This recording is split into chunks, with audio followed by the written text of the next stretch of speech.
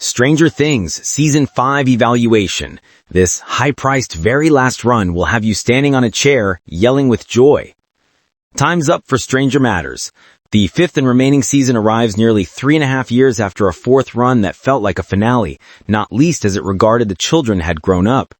Having at the beginning aped white 1980s films in which stubbornly brave children avert apocalypse, the franchise now stars teenagers and had adjusted plot lines and communique accordingly.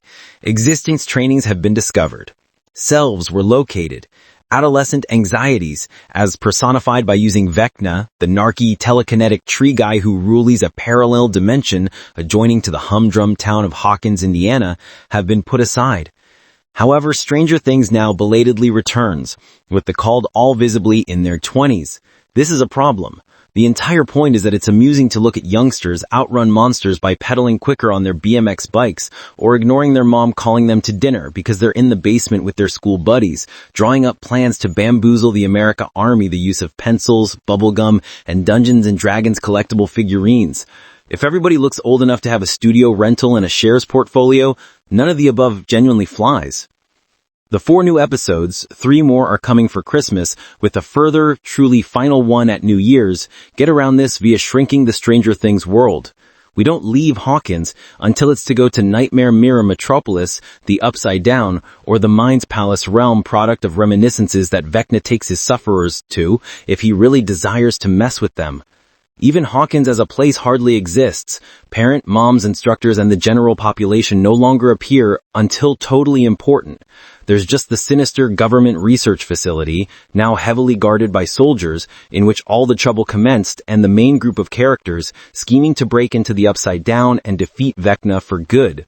A quest that has obliterated all other worries. Our friends have turned into ageless, their middle characteristics trapped in amber. Gadgety Herbert Dustin, speedy talking loose spirit Robin, intense psychic warrior 11 by Millie Bobby Brown, and decided nerd Mike by Finn Wolfhard all continue to do their thing.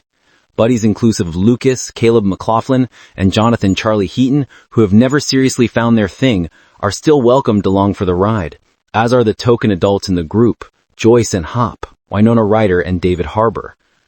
With each of the 4 episodes running on from the previous one, we have a 5-hour action comedy horror movie in which each part of the story is luxuriously stretched.